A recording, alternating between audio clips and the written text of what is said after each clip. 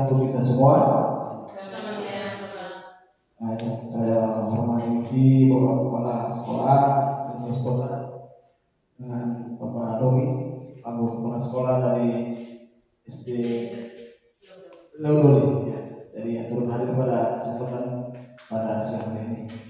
Saya yang pertama bersyukur kepada Tuhan Yang Maha Esa karena pada kesempatan siang hari ini kita diberi kesempatan untuk berkumpul kembali di dalam ruang kelas 2 dengan tujuan berbagi.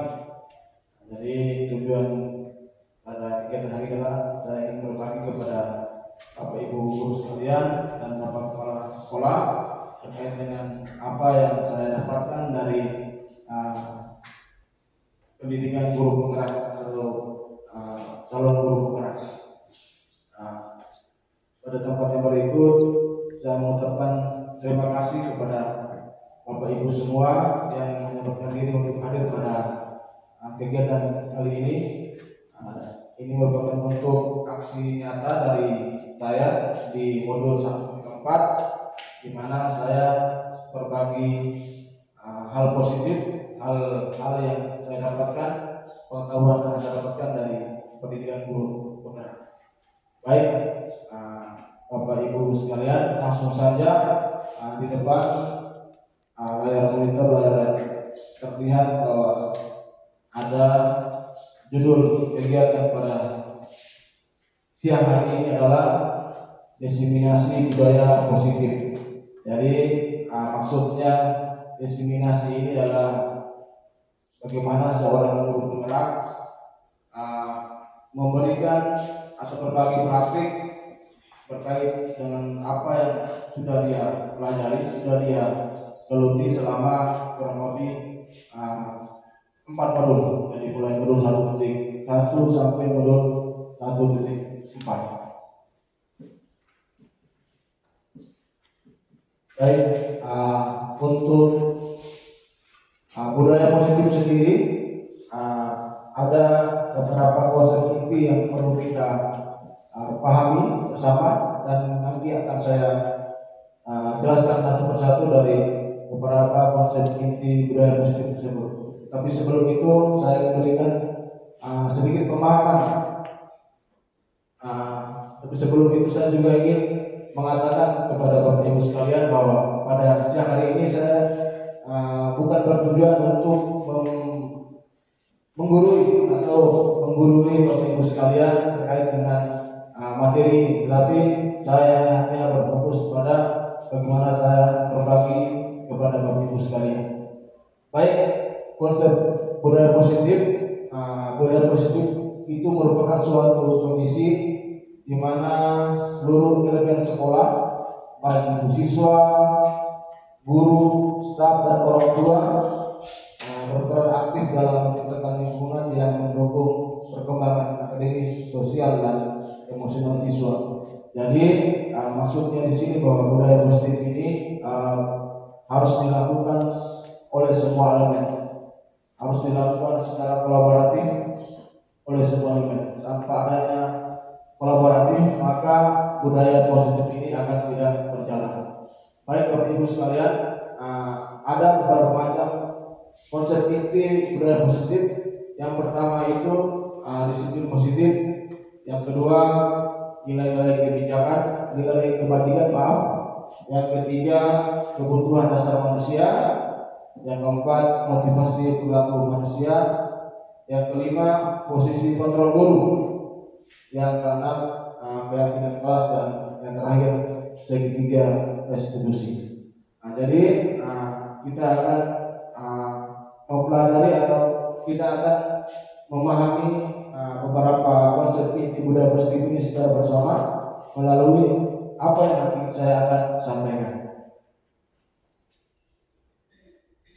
Baik, yang pertama adalah disiplin positif. Disiplin positif ini Bapak Ibu sekalian berasal dari kata disiplin yang berarti pelajar. Maksudnya bahwa disiplin ini mengacu pada disiplin diri yang memiliki tanggung jawab terhadap apa yang dilakukan berdasarkan nilai yang diyakini.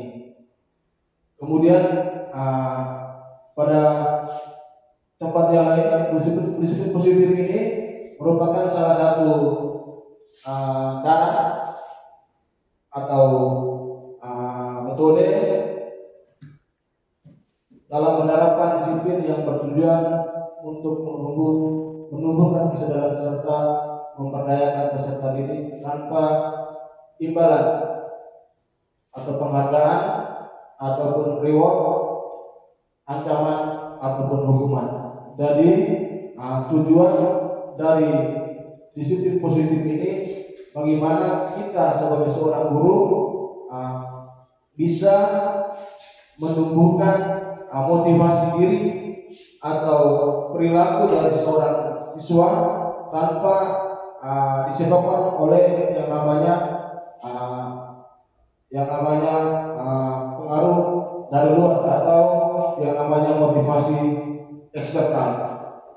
Jadi tanpa motivasi eksternal, tanpa adanya penghargaan, ancaman ataupun hukuman, siswa-siswa kita bisa melakukan budaya positif atau melakukan suatu tindakan yang baik. Jadi di sini fokusnya adalah bahwa seorang guru atau pendidik adalah dalam proses pembelajaran atau dalam dunia pendidikan menciptakan peserta didik yang memiliki disiplin diri sehingga mereka berperilaku mengacu pada nilai kebajikan universal dan memiliki motivasi intrinsik dalam berupaya dan perubahan perilaku ke arah yang lebih baik.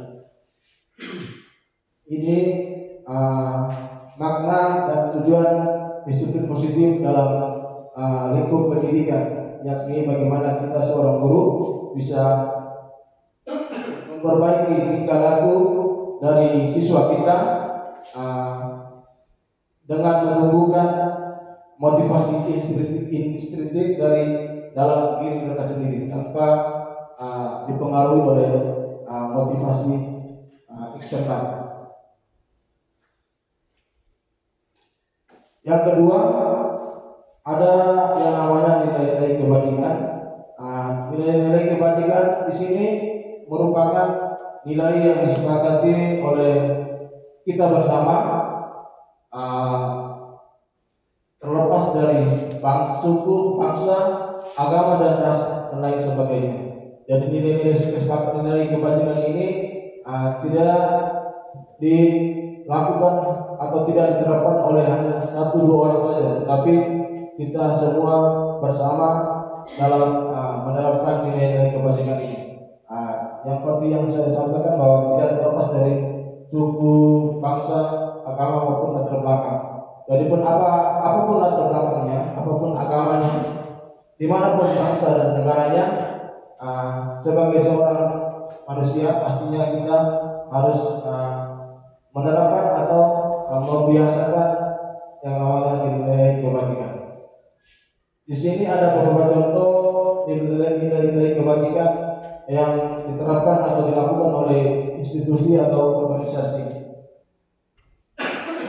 Yang pertama, yang sudah kita ketahui bersama bahwa di dalam profil pelajar Pancasila kita sudah mengetahui termaktum di dalamnya ada beberapa nilai, yaitu beriman, bertakwa kepada Tuhan Yang Maha Esa dan berakhlak mulia, kemudian mandiri, bernalar kritis, berkebinekaan global, bergotong royong dan kreatif.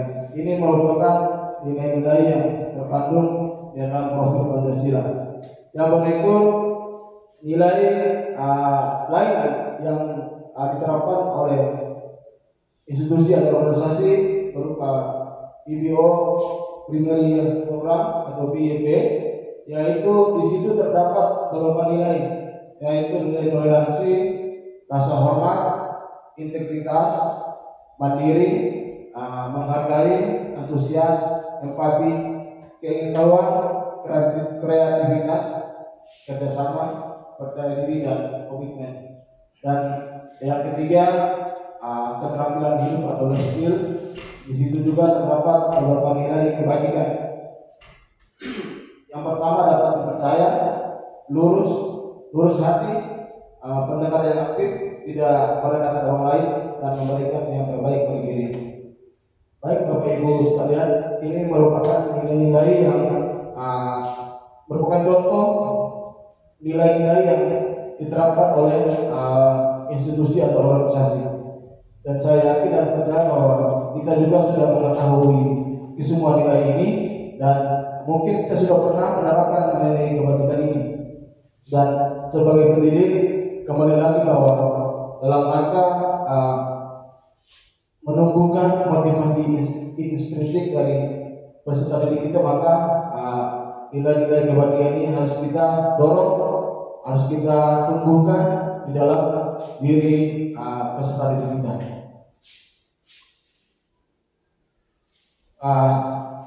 Yang berikut adalah kebutuhan dasar manusia. Mungkin kita semua sudah ketahui bahwa ada beberapa macam kebutuhan dasar manusia yang kita ketahui bersama. Dari beberapa kebutuhan tersebut, kita perlu mengetahui juga bahwa apa sih kebutuhan dasar manusia itu. Jadi kebutuhan dasar manusia adalah segala sesuatu yang kita lakukan untuk mendapatkan apa yang kita inginkan. Dari seluruh tindakan yang kita lakukan memiliki tujuan, dan semua usaha yang kita lakukan adalah dalam rangka agar kebutuhan kita terpenuhi dengan baik. Jadi tujuan dari kebutuhan dasar manusia ini lain adalah untuk memenuhi apa yang kita inginkan dan apa yang kita mau, seperti itu. Di sini ada beberapa macam kebutuhan. Yang pertama itu kebutuhan untuk bertahan hidup, yaitu kebutuhan sandang, pangan, dan makan. Dan di sini ada beberapa contoh yang saya tuliskan, yaitu kebutuhan makan, minum, pakaian, tempat tinggal, dan keamanan dan kesehatan. Di sini perlu kita pahami bahwa di dalam proses pembelajaran kita perlu, sebagai seorang pendidik, kita perlu memperhatikan kebutuhan dasar siswa kita. Bila mana di dalam proses pembelajaran kita menemukan ada siswa yang mungkin tidak fokus atau mungkin tidak antusias dalam ikut pembelajaran, perlu kita tanyakan. Mungkin dia belum kebutuhan yang pertama ini belum terpenuhi. Misalnya dia datang sekolah belum sarapan, atau mungkin pakaiannya tidak masih kotor dan lain sebagainya. Ini yang perlu kita lakukan sebagai seorang pendidik. Kita perlu menggali, mengetahui kebutuhan dasar dari siswa kita. Apabila kita menemukan hal-hal yang tidak dilakukan yang baik oleh siswa kita. Yang kedua adalah kebutuhan kasih sayang dan rasa terima. Di dalamnya ada kebutuhan untuk rasa terima, dipedulikan, berbagi, kerjasama, dan menjadi bagian dalam kelompok. Sama halnya dengan poin yang pertama, kebutuhan bertahan hidup. Di dalam proses pembelajaran juga kita perlu mengetahui berkaitan dengan kebutuhan kasih sayang dan rasa terima siswa kita. Terkadang mungkin dalam proses pembelajaran kita menggunakan metode kelompok. Mungkin ada sebagian siswa kita yang di sini dia merasa tidak terima oleh kelompok tersebut. Jadi dengan posisi kita sebagai seorang pendidik, maka kita juga harus tahu betul bahwa apakah kebutuhan siswa kita yang berkaitan kasih sayang dan rasa terima ini terpenuhi atau tidak dalam kegiatan pembelajaran. Karena mungkin kita mengalami, saya juga pernah mengalami bahwa ketika kita bagi kelompok ada siswa yang tidak mau dengan siswa yang lain. Itu merupakan suatu masalah yang perlu kita selesaikan dalam memenuhi kebutuhan kasih sayang dan rasa terima siswa kita. Yang ketiga yaitu kebutuhan akan penguasa. Di sini terdapat kebutuhan harga diri, keinginan untuk dianggap memimpin, berprestasi, diakui dan didengar. Dan ini juga kalau kita bawa lagi ke dalam proses pembelajaran, kita akan mengetahui bahwa kadang-kadang siswa ini ingin ingin dilihat atau ingin menjadi pemimpin. Contoh, ketika kita berdoa mulai berdoa dalam proses pembelajaran atau setelah pembelajaran, pasti ketika kita ingin berdoa, ada sebagian guru, ada sebagian siswa kita yang mengajukan tangan atau untuk menjadi pemimpin untuk kita berdoa. Ini merupakan kebutuhan siswa kita atau peserta didik kita yang perlu kita ketahui dan perlu dipenuhi. Ada juga mungkin kasus ketika kita upacara di hari biasa, mungkin ada siswa yang selalu mengajukan diri bahwa dia yang menjadi pemimpin upacara, dia yang menjadi penggeret. Itu merupakan suatu kebutuhan dari peserta didik yang untuk ingin dianggap atau ingin menjadi pemimpin. Jadi kebutuhan ini perlu kita lihat, kita perlu kita penuhi bila mana ada peserta didik yang kita yang ingin menunjukkan dia penguasaannya dalam pemenuhan kebutuhan angkat penguasaan. Yang keempat, kebutuhan untuk kebebasan yang terdapat di dalamnya adalah mandiri, memiliki pilihan, mencoba hal baru dan mampu mengembangkan diri sendiri. Dari ini juga mungkin kita semua bisa pernah mengalami atau pernah kita dapatkan di mana peserta didik kita dia ingin menurunkan diri sendiri tanpa melihat orang lain seperti itu. Jadi ini juga merupakan salah satu kebutuhan yang perlu dipenuhi. Yang terakhir adalah kebutuhan akan kesenangan, yaitu bermain, humor, antusias dan tertawa. Jadi bila mana di dalam proses pembelajaran ada siswa yang tertawa-ketawa, ini perlu kita selidiki. Mungkin apakah ini masuk dalam suatu kebutuhannya harus dipenuhi ataukah tidak.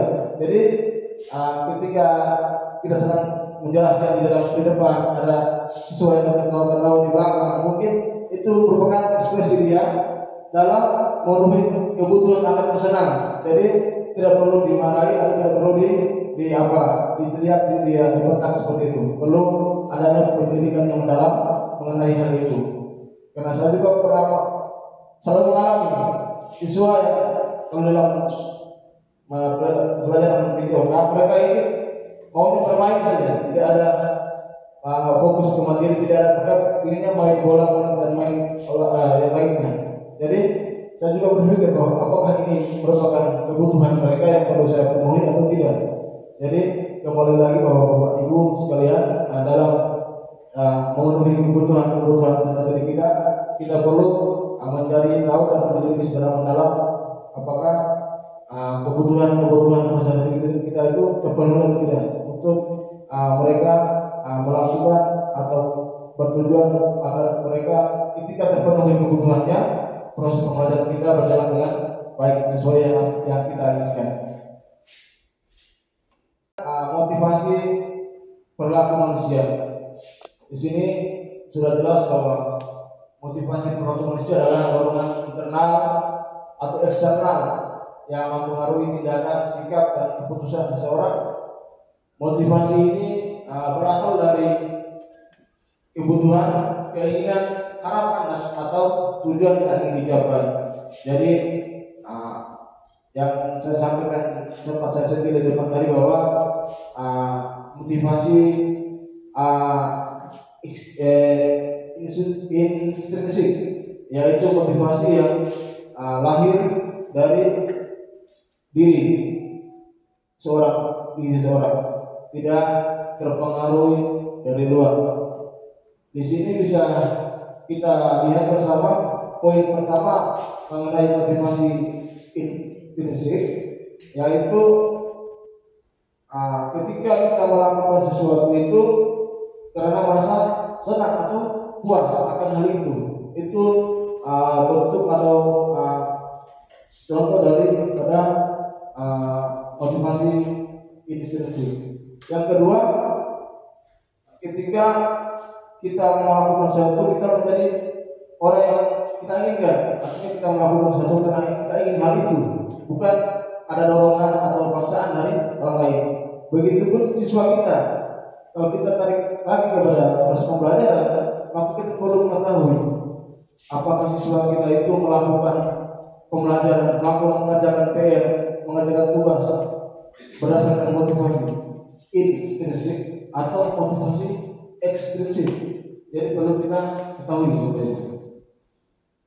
Yang kedua adalah motivasi ekstrinsik, yaitu motivasi yang berasal dari luar atau pengaruh dari luar siswa atau seseorang. Kita contoh saja bahwa di dalam proses pembelajaran ada siswa yang mengerjakan PR atau mengerjakan tugas karena pengaruh dari motivasi ekstrinsik ini. Mungkin karena takut dihukum oleh bapak ibu guru, mungkin takut dimarahi, atau mungkin takut karena kalau tidak mengerjakan tugas dihukum apa begitu. Itu merupakan motivasi ekstrinsik, bukan motivasi intrinsik, bapak ibu.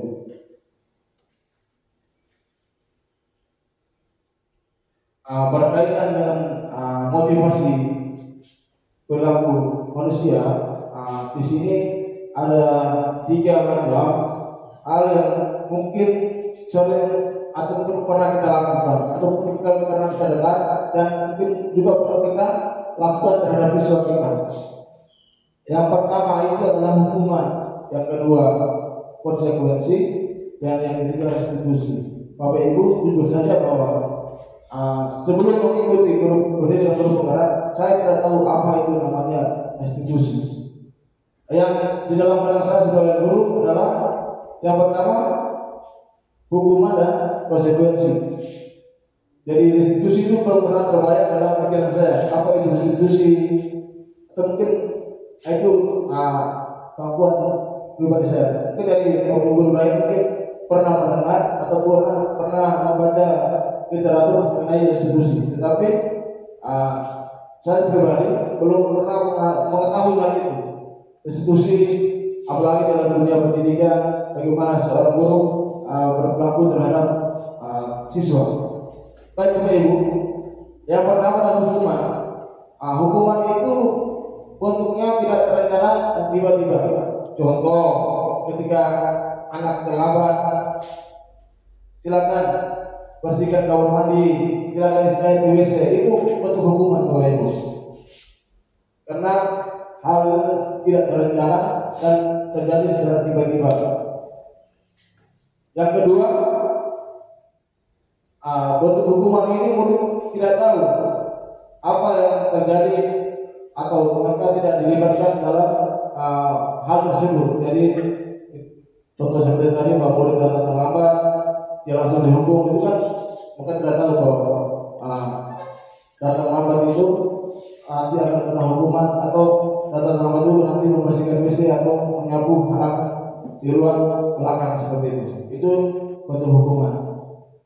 Dan ketiga, bentuk dari hukuman itu bersifat satu arah, yaitu dari guru ke murid, tidak ada timbal balik dari guru dan murid. Dan yang terakhir, hukuman itu berupa fisik dan psikis. Di sini perlu kita ketahui bahwa hukuman bentuk seperti fisik itu kan mungkin dipukul, atau mungkin kalau saya biasa di dalam olahraga disuruh lagi, disuruh jongkok, disuruh pusat, itu bentuk hukuman fisik. Tetapi yang kita khawatirkan adalah hukuman yang berupa psikis, karena ini akan membentuk di dalam pikiran anak sampai dia besar. Kalau hal ini menjadi hukuman bagi dia. Contoh, kita berkata yang membekas di pikiran dia. Contoh, kamu ini maaf, kamu ini bodoh, kamu ini goblok. Ini merupakan bentuk daripada hukuman psikis yang nanti akan membekas di pikiran anak dan nanti akan terbawa terus sampai dia besar. Jadi kalau boleh saya sarankan kita semua, saya juga, kita jangan sesekali mengatakan kepada anak hal-hal yang nanti akan membekas sebagai hukuman fisik di sini. Karena tidak, kalau memang itu ada anak yang dia merasa hal itu terjadi pada dirinya, mungkin ini akan membekas di dalam pikirannya, di dalam hati, di dalam dirinya, dan akan terbawa terus. Yang kedua adalah konsekuensi. Konsekuensi di sini dia itu terencana, disepakati sesuai aturan. Jadi contohnya sebelum dilakukan dia melanggar, dia tahu betul bahwa ini adalah suatu peraturan yang dilanggar oleh dia. Dan ketika kita membuat peraturan tersebut, kita libatkan mereka. Jadi mereka tahu bahwa ketika saya terlambat ini pasti dihukum, karena saya terlambat, saya tidak menjalankan tugas ini pasti dihukum. Jadi ada konsekuensinya. Tetapi di sini juga mungkin tidak dibuat tidak merasa nyaman. Nanti bahwa ketika ada hukum, ada konsekuensinya, maka murid itu tidak merasa nyaman. Dan yang ketiga, di dalam konsekuensi sikap guru selalu memonitor murid. Artinya bahwa dia walaupun dia buat tidak konsekuensi, tapi di sini posisi guru masih sebagai seorang yang memonitor murid. Artinya bahwa ketika ada murid bersalah, maka dia yang memonitor kesalahan tersebut. Contohnya dengan memberikan hukuman atau memberikan konsekuensi terhadap murid tersebut. Dan yang ketiga adalah restitusi, Bapak Ibu.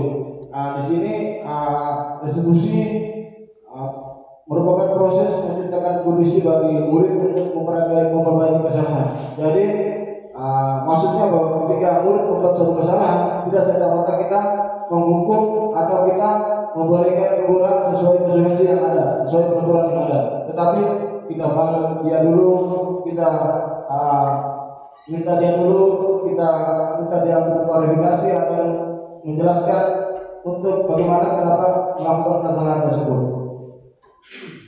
Dan yang kedua, restitusi ini prosesnya kolaboratif yang mengajak murid untuk mencari solusi sendiri.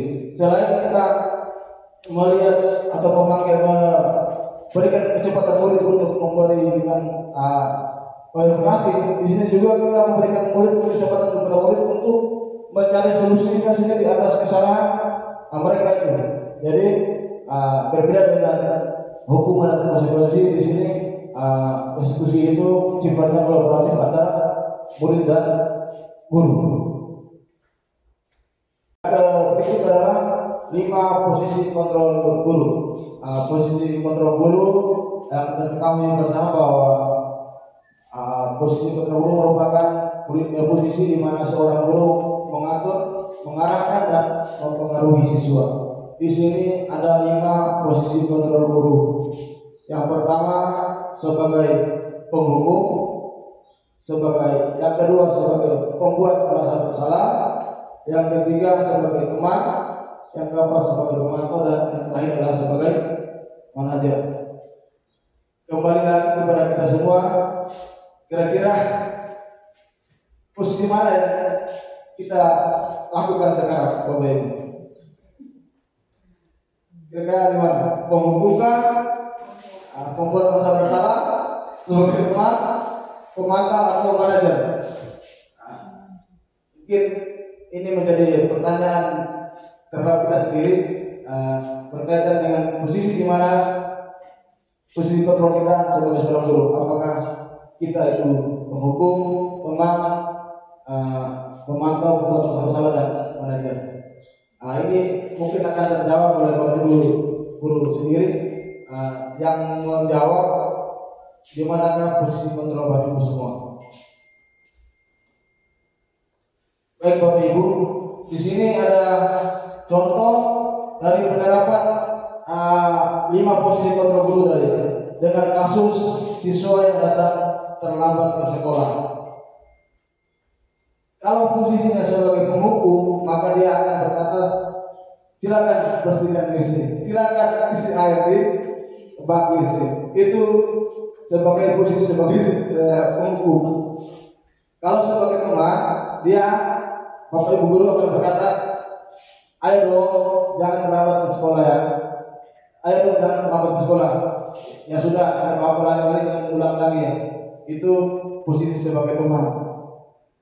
Yang ketiga, posisi sebagai membuat merasa bersalah. Di sini guru akan berkata kepada muridnya, berapa kali bapak ibu memberitahu kamu, berapa kali bapak atau ibu memberitahu kamu selalu saja datang terlambat. Itu sebagai pemantau. Sebagai merasa bersalah. Kalau sebagai pemantau, dia akan berkata, kamu datang terlambat ke sekolah, kamu tahu kan konsekuensinya. Silakan mengarah ke bapak ibu guru piket dan besok jangan terlambat lagi. Itu kalau sebagai pemantau. Dan yang terakhir adalah sebagai manajer. Dia akan berkata, apakah kamu tahu kesalahan kamu? Kira-kira bagaimana kamu memperbaiki kesalahannya? Itu kalau posisinya sebagai manajer. Jadi bapak ibu guru, saya tidak bisa menjustis di mana posisi kita bersama, tapi mari kita sama-sama kita mengoreksi diri kita, di manakah posisi kontrol guru kita selama ini. Jadi di sini posisi kontrol yang paling ideal, yang paling baik adalah posisi sebagai manajer atau manajer, yaitu bagaimana siswa perkataan kita kepada siswa, kita membangun hubungan kolaboratif dengan siswa untuk mencari solusi, dan dia akan menemukan solusi atas kesalahan tersebut. Baik Bapak Ibu, untuk memberikan sedikit stimulus lagi mengenai posisi kontrol, Bapak Ibu silakan menjawab. Ada 5 pertanyaan ini. Apakah di mana posisi kontrolnya begitu? Jadi posisi kontrol apakah aku di sini? Jadi nomor 1, kira-kira apa posisi kontrolnya? Saya bacakan, Bapak Ibu bisa menjawab secara bersama-sama. Apa konsekuensinya atau peraturan? Itu posisi kontrol mana? Apa konsekuensinya atau peraturan? Posisi kontrol yang mana ini? Pemantau. Oke, luar biasa. Yang kedua, apa rencana kamu untuk menyelesaikan masalah ini? Posisi kontrol yang mana kayak ini? Manajer. Oke.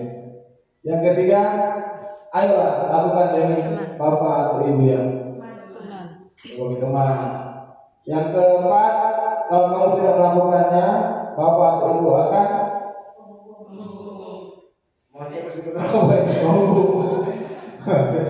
yang terakhir, bapak ibu kecewa sekali dengan kamu, membuat masalah. Oke, luar biasa ya Bapak Ibu, pasti sudah paham ya berkaitan dengan posisi kontrol dulu tadi. Jadi ini adalah jawaban dari pertanyaan tadi, yaitu memantau, manajer, teman, penghukum, dan membuat merasa bersalah. Masuk di yang namanya keyakinan kelas. Di sini ada pertanyaan yang sangat melemparkan kepada Bapak Ibu guru. Di sini saya sebelum masuk ke pengertiannya, saya ingin mengetahui mungkin dari Bapak Ibu guru mengerti atau memahami apa yang namanya mengapa keyakinan kelas, mengapa bukan peraturan kelas, atau mengapa bukan tertib kelas. Mungkin ada Bapak Ibu yang bisa menjawab. Mengapa keyakinan kelas, mengapa bukan peraturan kelas? Mungkin Bapak Ibu bisa menjawab. Karena jujur saja, selama saya belum mengerti buku penggerak, saya belum pernah mengetahui apa itu keyakinan kelas, apa itu yang dimaksudkan keyakinan kelas. Dari saya sekolah SD sampai saya kuliah sampai menjadi guru, yang saya tahu adalah peraturan kelas atau tata tertib kelas. Kita belum pernah mendengar yang namanya keyakinan kelas. Saya jujur tidak pernah mendengar tentang berkaitan dengan keyakinan kelas. Jadi di sini saya mencoba untuk membuka wawasan kita. Kenapa harus keyakinan kelas dan mengapa bukan peraturan kelas? Mungkin dari Ibu Asri bisa ya.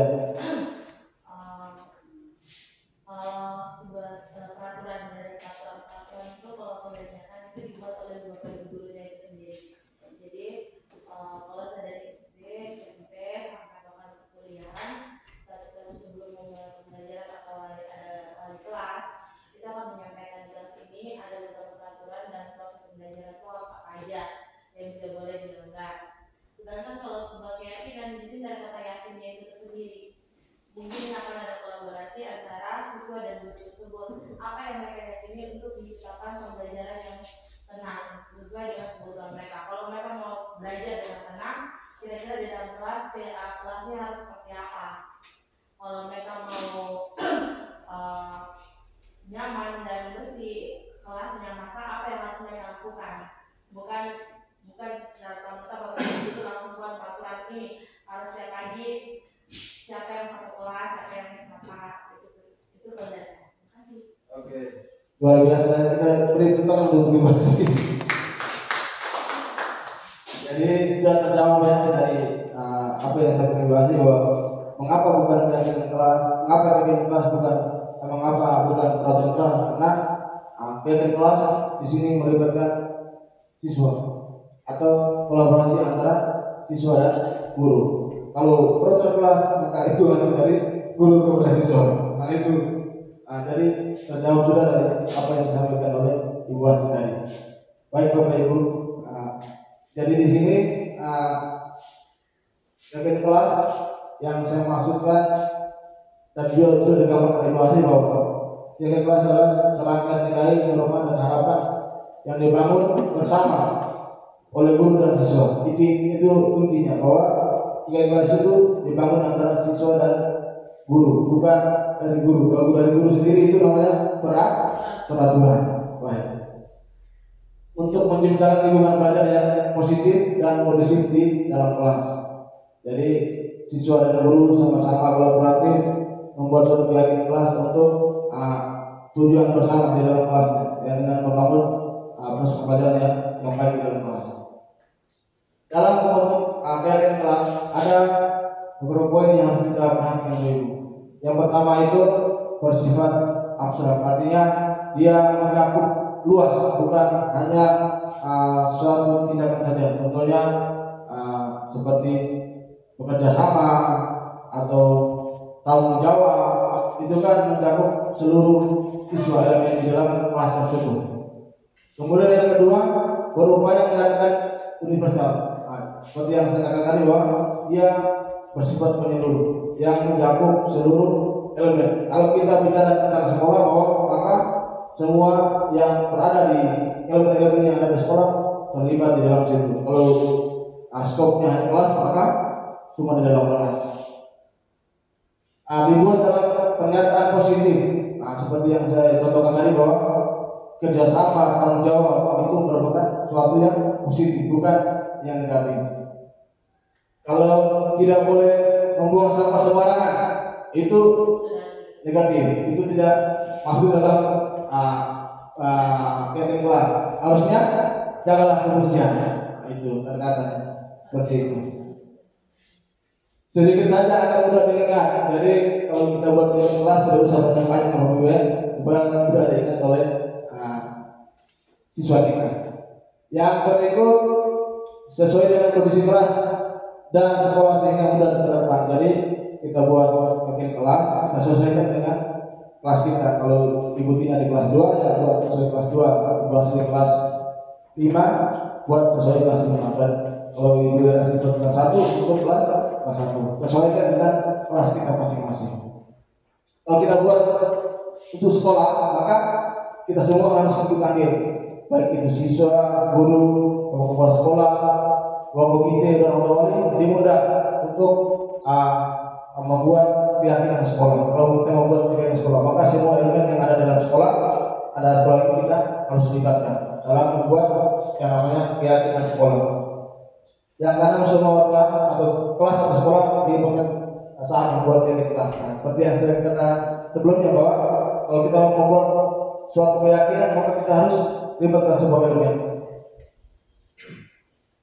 Jadi sedikit saya beri gambaran terkait bagaimana proses membuat keyakinan kelas. Jadi yang pertama saya kemarin di kelas 5 dan kelas 6 maupun kelas 4 sudah masuk di yang namanya pembuatan keyakinan kelas. Tapi belum saya bisa muncul di sini. Jadi kita mengawalinya itu dari keyakinan kesepakatan kelas atau peraturan kelas. Itu yang kita ambil. Contoh yang saya lakukan di kelas 4, 5, 6 kemarin saya membuat kesepakatan kelas. Salah satu contohnya adalah bahwa di dalam proses pembelajaran, belajar harus siswa tidak boleh bermain di luar jam olahraga.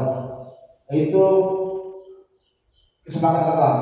Kalau mau kita bawa ke dalam keyakinan kelas, maka kata-katanya harus dirubah, harus berbau positif. Tidak boleh ada kata tidak, bukan, tidak boleh. Jadi kalau seperti yang saya contohkan tadi bahwa contohnya tidak boleh membuang sampah sembarangan, maka yang harus kita buat menjadi kelas adalah jagalah kebersihan. Atau kebersihan itu indah. Atau kalau dalam kepercayaan kami bahwa kebersihan adalah bagian dari iman. Itu sesuatu kata yang positif, bukan yang negatif. Bapak Ibu. Oke. Yang terakhir adalah segitiga institusi. Jadi jujur saja Bapak Ibu, ini suatu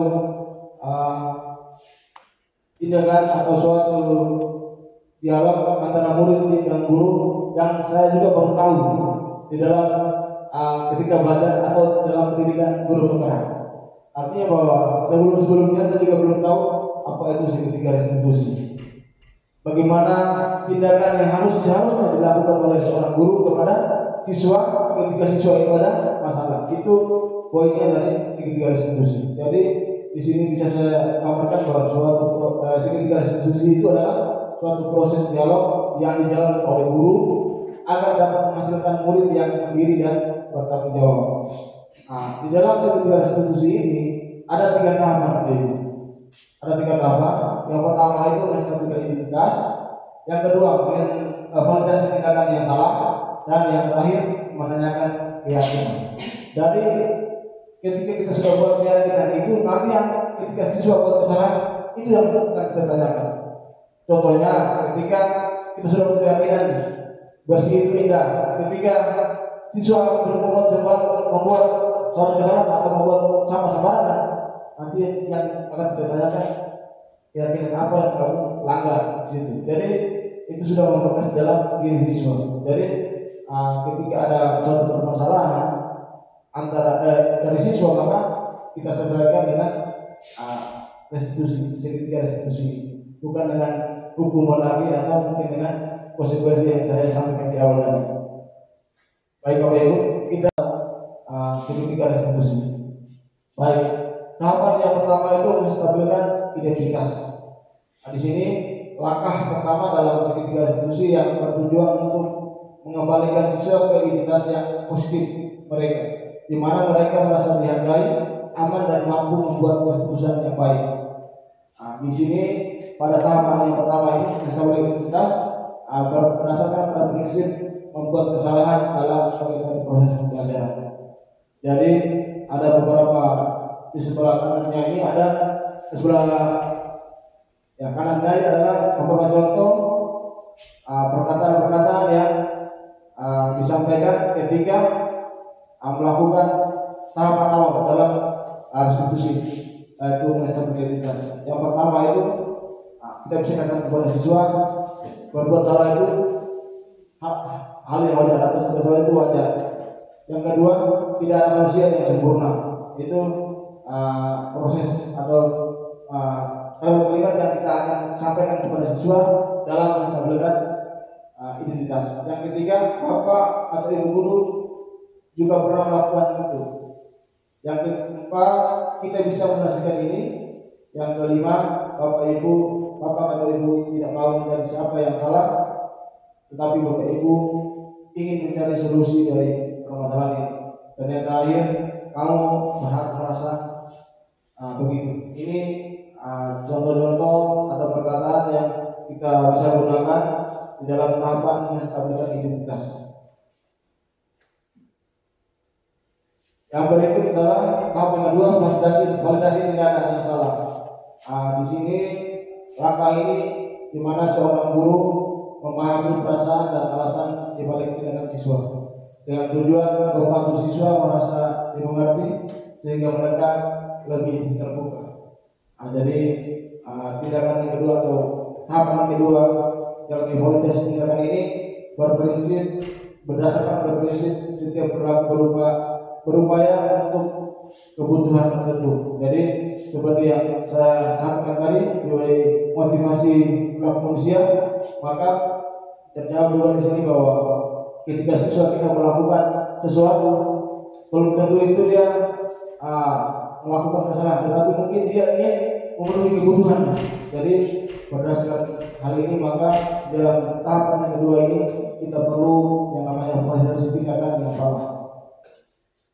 Kata atau kalimat yang bisa digunakan dalam tahapan ini antaranya yang pertama itu, padahal kamu bisa melakukan hal yang lebih buruk dari ini. Yang kedua, kamu pasti punya alasan mengapa melakukan hal itu. Yang ketiga, kamu patut bangga pada dirimu sendiri karena kamu telah melindungi sesuatu yang penting bagimu atau buatmu. Dan yang terakhir, bisa juga kita katakan kepada mereka, kamu boleh mempertahankan sikap itu, tapi kamu harus menambahkan sikap yang baru. Di sini merupakan kalimat-kalimat di dalam melakukan tahapan yang kedua, validasi tindakan. Yang ketiga adalah tahap yang terakhir menanyakan keyakinan. Seperti yang saya sebutkan tadi, bahwa ketika kita sudah buat suatu keyakinan kelas, maka ketika siswa membuat kesalahan, maka yang kita tanyakan adalah menanyakan keyakinan. Di sini langkahnya di mana pendidik mengajak siswa untuk menggali nilai-nilai dan keyakinan yang telah mereka langgar. Tujuannya adalah mendorong mereka untuk bertindak sesuai dengan nilai-nilai tersebut di masa depan. Jadi di sini tahap ketiga menanyakan keyakinan ini, di mana posisi kita sebagai guru menanyakan kembali keyakinan mungkin yang kita buat bersama mereka ketika mereka melanggar, mereka membuat kesalahan, maka kita tanyakan kembali keyakinan kita bersama. Dan tahapan yang ketiga ini berdasarkan pada prinsip teori kontrol, bahwa pada dasarnya kita itu termotivasi secara intrinsik. Dan kata-kata yang mungkin atau kalimat yang bisa kita gunakan dalam tahapan yang ketiga ini adalah apa keyakinan kelas kita. Yang kedua, apa nilai-nilai yang kita telah sepakati bersama. Dan yang ketiga, apa bayangan kamu tentang kelas yang ideal. Dan yang terakhir, kamu mau jadi orang yang seperti apa. Ini tahapan di mana kalimat-kalimat ini kita bisa gunakan dalam tahap menanyakan keyakinan kepada siswa. Baik Bapak Ibu, di sini saya akan memberikan suatu tayangan video. Nah, ini juga merupakan tugas saya di modul yang kemarin, modul 1.4 demonstrasi batas dua, yang saya lakukan bersama siswa kita. Nanti mungkin ini tayangan video ini mungkin tidak sempurna ya, sesuai dengan tahapan ketiga distribusi, tetapi ini Salah satu contoh atau gambaran kepada yang saya berikan kepada Bapak Ibu guru bagaimana tahapan kita dalam melakukan segitiga restitusi tadi.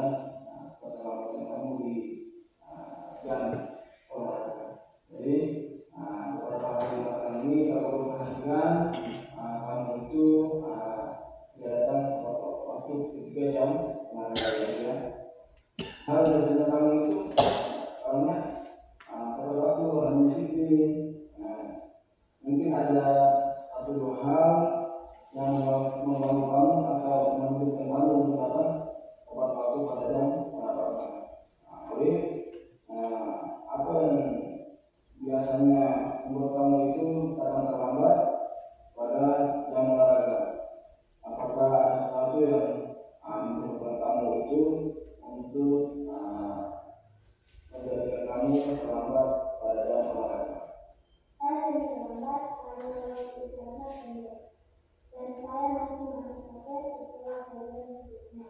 Kadang-kadang saya juga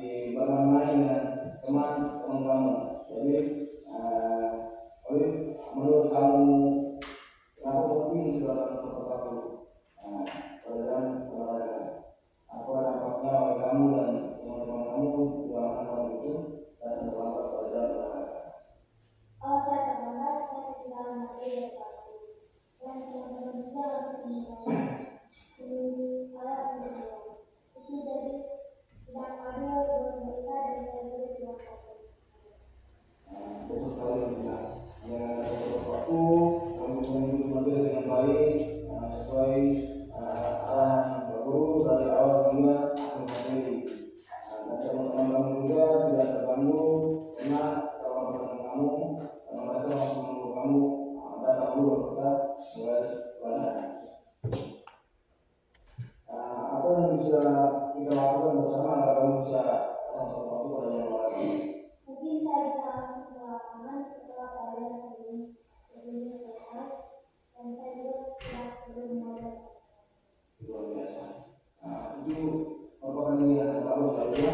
Bagaimana kalau kamu juga mencoba untuk istirahat sejenak di ruang ganti sebelum kamu ke lapangan untuk materi daripada olahraga. Jadi kamu itu lebih siap secara mental, lebih siap secara fisik untuk mengikuti pembelajaran sekolah olahraga. Dan kamu perlu bertanya apabila kamu terlalu pagi, bagaimana caranya kamu untuk mengatasi hal tersebut yang berkaitan dengan kontrol tersebut. Kalau saya terlalu pagi, saya bisa membantu melakukan atau melakukan untuk pelajaran. Itu kesepakatan yang sangat baik sekali, luar biasa sekali, luar biasa. Kalau sekali kamu mau bertanggung jawab dan mencari solusi atas permasalahan yang kamu hadapi, yaitu terlambat pada jam olahraga. Aku bangga dengan kamu, bagaimana kamu itu mencari solusi dan berpikir untuk menemukan solusi atas masalah yang kamu hadapi ini. Aku yakin dengan rencana kamu, rencana ini kedepannya kamu itu lebih rajin lagi, lebih disiplin dan datang tepat waktu pada yang olahraga. Aku ucapkan terima kasih karena kamu datang di sini di ruang Pak Guru atas panggilan Pak Guru tadi. Mudah-mudahan Pak Guru harapkan kedepannya kamu lebih menjadi anak yang lebih disiplin, lebih rajin dan tepat waktu lagi. Sekarang kamu bisa kembali ke kelas dan bisa mengikuti pembelajaran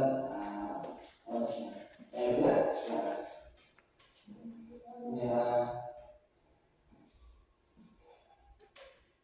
Baik Bapak Ibu, dari salah satu video yang dimana saya itu juga merupakan tugas demonstrasi visual saya ketika kemarin di modul 1.4. Itu salah satu contoh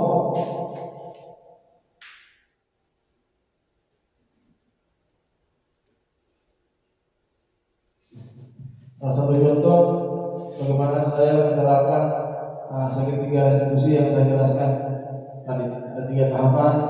Yang pertama masa beridentitas, yang kedua validasi tindakan masalah, dan yang terakhir adalah menanyakan keyakinan. Baik Bapak Ibu, sekian sudah apa yang telah saya sampaikan berkaitan dengan pertemuan kita pada pagi hari ini, pada siang hari ini berkaitan dengan diskriminasi budaya positif. Saya ucapkan terima kasih kepada Bapak Ibu sekalian karena menyempatkan diri untuk hadir pada kesempatan ini. Berikutnya mungkin ada yang ingin disampaikan oleh Bapak Ibu semua berkaitan dengan kita punya pertemuan hari. Saya minta dari Bapak Kepala Sekolah bisa memberikan masukan terkait atau tanggapan terkait dengan apa yang saya sampaikan ke saya.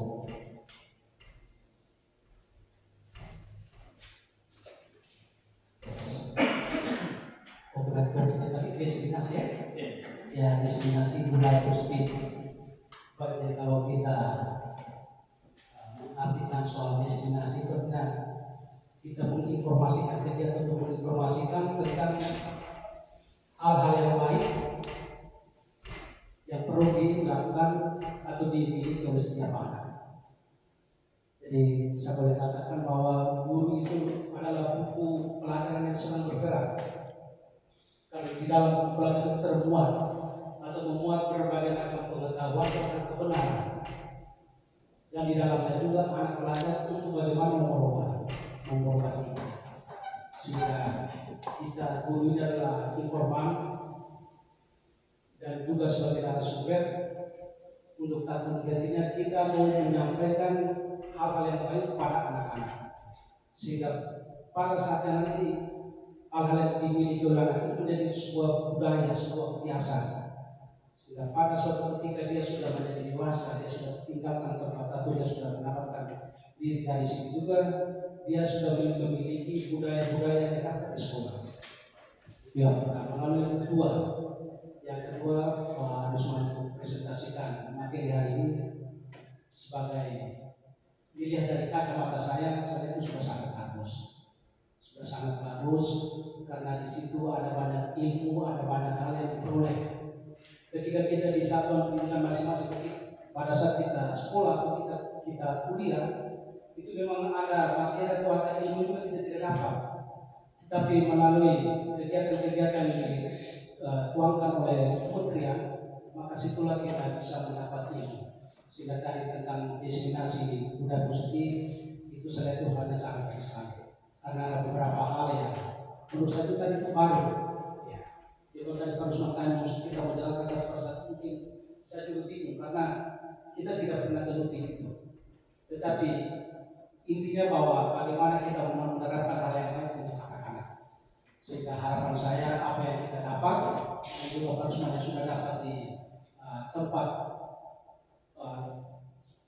bimbingan dibimbing oleh para teman-teman guru yang kita boleh katakan bahwa mereka sebagai senior itu boleh diwariskan, diwartakan, disampaikan kepada anak-anak kita.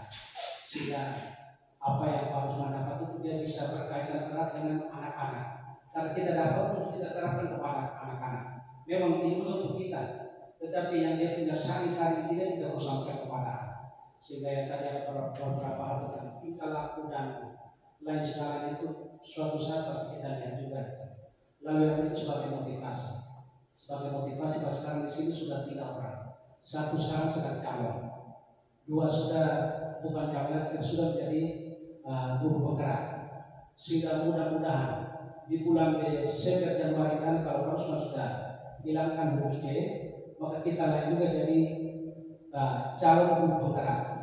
Siapa tahu kalau memang roda berputar bahwa membawa sedang dia sebatas kota sini, maka pada saat nanti kita sudah pasti jadi guru penggerak. Sehingga destinasi budaya positif yang kita dapat pas kita terapkan kepada anak-anak tanpa kita ragu-ragu, karena kita sudah dikuatkan, sudah dibekali dengan nilai-nilai positif yang kita dapat di tempat pelatihan. Jadi itu saja. Sekali lagi saya terima kasih banyak Pak Rusman yang sudah memberi saya boleh katakan kuliah untuk kita semua. Karena ini kita semua belum ikuti, mungkin Ibu Vero, Pak Ansel mereka sudah tamat, tapi kami ini belum daftar nama untuk ikut kuliah di sini. Jadi terima kasih banyak atas ilmu yang kami dapat hari ini, dan ini juga sebagai motivasi untuk kita semua. Sehingga pada saat kita bertindak juga sama-sama kita bertindak. Jangan sampai begitu itu sama-sama begini. Jadi mari kita kolaborasi untuk hal-hal yang positif. Terima kasih Pak Rusman.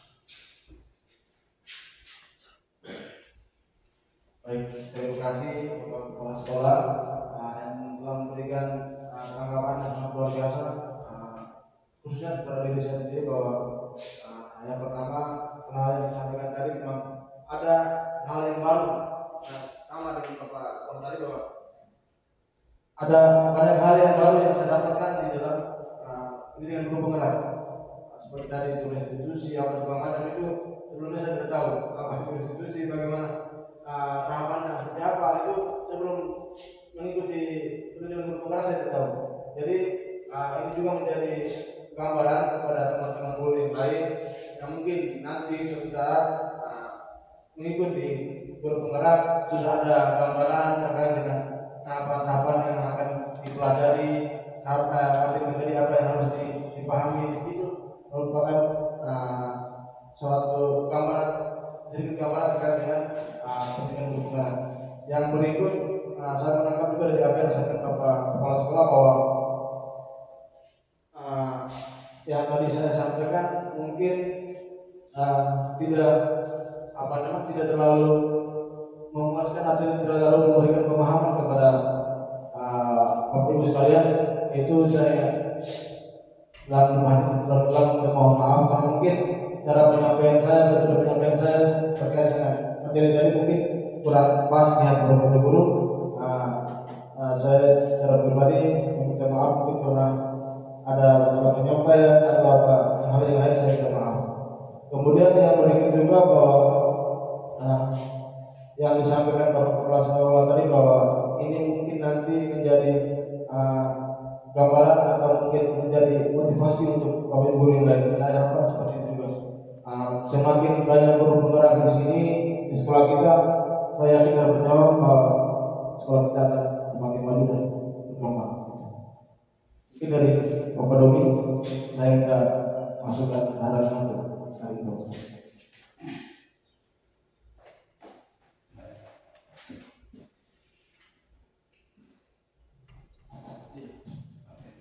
Kasih atas waktunya Pak. Saya tidak akan tapi kesempatan ini saya mau menyampaikan terima kasih banyak. Saya merasa bahwa hari ini luar biasa ya, karena secara kebetulan saya di SDN Kota menerima satu hal yang baru. Terima kasih ya untuk Pak Kepala. Saya ikut sama-sama kegiatan ini, ternyata luar biasa. Terus terang bahwa kami di Kebatukan itu sampai hari ini belum ada satu khusus untuk SD, belum ada yang ikut program guru penggerak. Baru direncanakan mudah-mudahan tahun ini ada satu dua yang bisa hati lalu ikut. Kemarin ada kegiatan kolektif di Kabupaten itu, Pak Kadis juga menyampaikan kalau bisa juga harus ada guru penggerak. Terus terang sampai hari ini ada. Kalau kami sangat minat di SD, ini guru-guru tapi belum ada ya. Kenapa saya bilang hari ini saya beruntung karena baru. Memang materi-materi yang tadi Pak Usman sampaikan itu memang selama ini kita alami waktu kita masih di SPG atau di kuliah tinggi, hal-hal ini kita dapat. Tapi ada istilah-istilah baru saja yang muncul sehingga Pak Kepala menyampaikan bahwa karena seperti restitusi ya, itu kan memang kita seringkali kita dengar ya, itu berlaku di seperti di tempat-tempat umum ya. Tapi kok istilah ini masukkan juga di pendidikan ini. Nah ini seharusnya kita baikkan sebagai sekolah maupun ibu guru, kita banyak belajar pengalaman yang diikuti oleh Pak Yus ini. Mudah-mudahan menjadi motivasi untuk kita semua. Dan ini juga saya kembali ke sekolah saya pasti saya ini hal bagus ya, karena saya juga sudah mengikuti di SDN Kota di Pak Usman. Ini luar biasa ya. Ini seperti Pak Kepala disampaikan ini kayak kuliah ya. Terima kasih Pak Rus. Ini menambah kita ya satu hal yang baru ya. Materi-materi ini ada memang pernah kita dapat juga, tapi ini dengan adanya regulasi ini banyak hal yang dirubah ya. Dirubah sehingga karena kita yang mungkin Bapak Ibu guru yang masih muda-muda ini ya mudah menyesuaikan, tapi kami ini kadang mengalami kesulitan. Karena itu pengalaman hari ini menjadi pas untuk saya bisa terapkan ke tempat saya SD dengan sama Nabi. Mudah-mudahan guru supaya ke depan mereka juga bisa mengikuti seperti apa yang telah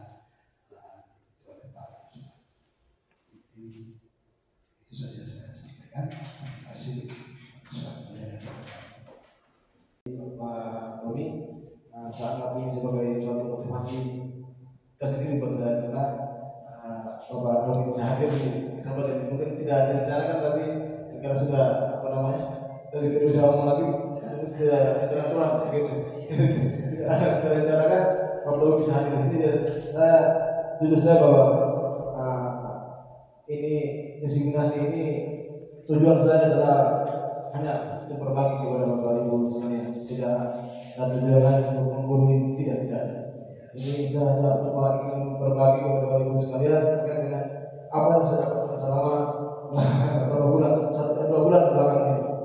Ada satu modul yang sudah kami lewati, yaitu modul 1 sampai modul 1, yaitu 1.1 sampai 1.4. Kami sekarang sudah masuk ke modul 2.1.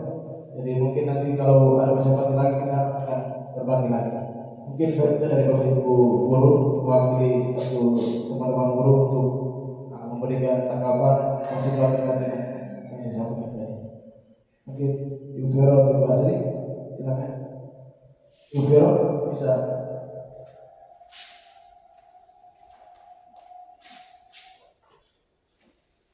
Baik, terima kasih atas kesempatan yang diberikan. Sebelumnya apresiasi yang sangat luar biasa untuk Pak Rusman yang sudah membawakan presentasi yang sangat luar biasa dengan materi penjelasan beserta contoh juga saya rasa tadi sudah sangat baik sehingga ini juga sebagai panduan untuk kami guru mengingatkan kami kembali tentang disiplin positif dan hal-hal baik apa saja yang harus kita sebagai pendidik itu kita terapkan untuk siswa-siswi kita di sekolah maupun di luar sekolah. Jadi menurut saya tadi yang disampaikan dari bawah oleh Pak Rusman itu sekali lagi itu mengingatkan khususnya untuk saya sendiri mungkin saya memang pertama mengikuti guru penggerak tetapi sudah sekian lama jadi mungkin saya ada sedikit sudah mulai pudar terus diingatkan kembali oleh Pak Rusman tentang hal-hal baik, hal positif yang harus dilakukan oleh kita sebagai pendidik. Jadi seperti tadi saya ingat kembali tentang konsekuensi dan hukuman itu. Ini mungkin namanya kita sebagai manusia itu mungkin kadang kita lupa untuk menerapkan mana yang konsekuensi dan mana sikap kita. Tapi kita itu mungkin khususnya saya itu kadang itu saya melampaui sehingga saya lebih larinya ke memberi hukuman. Nah, ini juga tadi terima kasih banyak Pak Rusman sudah mengingatkan kembali kami sebagai pendidik, kita semua sebagai pendidik untuk lebih bagaimana kita membatasi diri, mengontrol diri dan menjadikan kita sebagai pendidik yang lebih baik karena kita adalah model untuk siswa kita di sini sekolah maupun di luar sekolah. Itu dari saya kembali.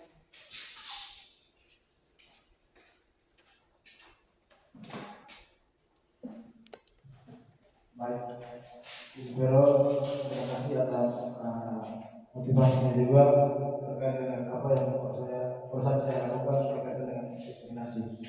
Mungkin kemarin Ibu Vero dengan Bapak Hasil sudah melakukan hal seperti ini dan ini menjadi kemarin saya juga tidak sempat mengikuti diskriminasi mereka, tapi saya berbagi banyak hal dengan Ibu Vero dan Bapak Hasil. Saya sebelum melakukan ini juga saya banyak diskusi kolaborasi dengan lebih banyak Pak Hasil berkaitan dengan kegiatan-kegiatan yang guru penggerak. Dan saya sangat berterima kasih kepada Ibu Michelle Bapak Hasil khususnya karena berbagi hal baik kepada kita. Jadi ketika saya mulai mengikuti guru penggerak saya juga tidak kaget, tidak heran karena ada sudah banyak hal yang disampaikan mereka sudah berbagi kepada kita semua guru. Sekali lagi saya ucapkan terima kasih kepada Bapak Ibu sekalian atas motivasinya semua. Mungkin terakhir mungkin dari Bapak Ibu yang lain satu orang lagi sebelum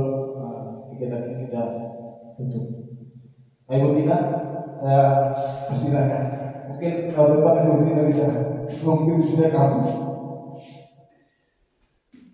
Terima kasih atas waktu yang diberikan. Dari pribadi saya sangat bersyukur dan berterima kasih pada Pak Rusman yang sudah menyampaikan hal-hal baru yang mungkin belum kami dengar dan belum kami laksanakan. Teristimewa segitiga restitusi tadi, karena ini hal baru buat kami. Seperti yang tadi digambarkan oleh Ibu Vero, terkadang kita sebagai pendidik lebih memilih kalau siswa datang ada buat kesalahan atau terlambat dan sebagainya tidak mengerjakan tugas, lebih banyak kita memberi hukuman, tidak melihat dengan hal-hal baru yang sudah disampaikan oleh Pak Rusman tadi.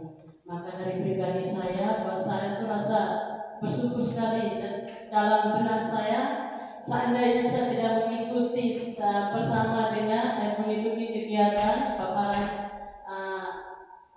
hasil yang disampaikan oleh Pak Rusman, berarti saya tidak mengetahui hal-hal baru yang barusan disampaikan oleh Pak Rusman. Sehingga dari pribadi saya, bahwa ini merupakan satu langkah awal yang baik untuk kami, terkhusus untuk saya, lebih-lebih pada anak kelas bawah, kelas rendah, itu harus saya berpikir tadi bahwa kalau kami kelas rendah itu kami lebih banyak bertindak sebagai teman, sehingga anak-anak kelas bawah itu mereka lebih banyak kalau kita bertindak sebagai teman, berarti hal apa saja yang mereka pikirkan, yang mau mereka sampaikan dengan leluasa, mereka bisa menyampaikan segala keinginan, segala kemauan mereka yang baik dalam menunjang pendidikan mereka dan pembelajaran mereka, baik dalam kelas maupun di luar kelas di rumah.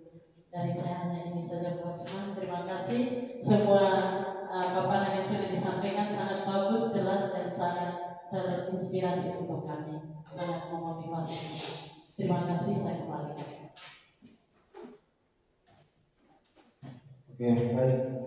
Ibu Tina, terima kasih. Tapi saya anggap bahwa itu adalah sebuah motivasi bagi saya untuk terus berkembang ke depannya dan terus maju untuk memberikan berbagi hal baik tentang apa yang saya dapatkan selama berhubungan.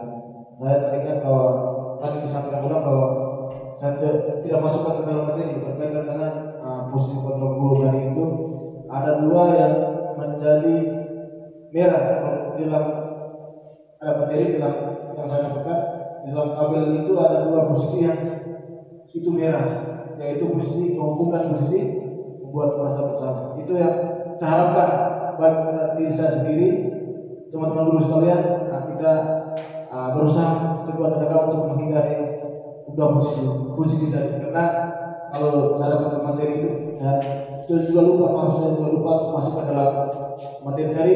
Ada tabel di situ menunjukkan bahwa kalau dua posisi kontrol itu masuk dalam tanda kutip merah yang tidak seharusnya dilakukan oleh guru. Ada posisi kontrol yang lain yang ketiganya pemantau, kemudian teman dan manajer itu masih hijau begitulah.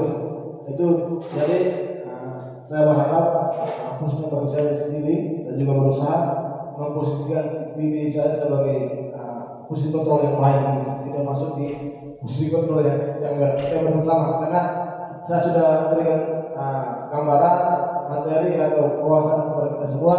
Mari bersama-sama kita usahakan khusus bagi kita diri kita masing-masing memposisikan diri kita sebagai posisi kontrol yang kalau memang sudah mampu ya di manajer lah. Kalau memang kita posisi kontrol yang baik, tapi yang tidak negatif. Mungkin motivasi dari beberapa guru, kepala sekolah kedua juga sangat memberikan kekuatan bagi saya untuk terus maju, terus berusaha untuk menyelesaikan pendidikan guru penggerak. Karena informasi saja ada dua teman guru kami di angkatan ini yang sudah undurkan diri. Jadi menurut informasi ada 2 orang. Jadi seperti yang disampaikan oleh pengajar-pengajar praktik dan BGP jadi bahwa ketika sudah mengundurkan diri maka tidak akan bisa mengikuti lagi karena sudah apalagi kalau itu case juga tidak mungkin tidak akan diperbolehkan atau tidak dipermudah untuk lolos karena mengundurkan diri. Jadi saya minta saran, masukan, doa dari teman-teman Bapak-Ibu sekalian pas sekolah untuk terus menguatkan saya untuk sampai pada terakhir nanti. Mungkin itu harapan saya dari saya pribadi. Yang terakhir saya minta maaf bila mana ada penyampaian kata tindakan selama penyampaian ini di kegiatan destinasi positif ini tidak berkenan di bagi Bapak Ibu guru sekalian, Bapak kepala sekolah saya dalam dan dalam hati yang dalam minta maaf yang sebesar saya dan yang terakhir sekian dan terima kasih kepada kita semua. Selamat siang kita semua.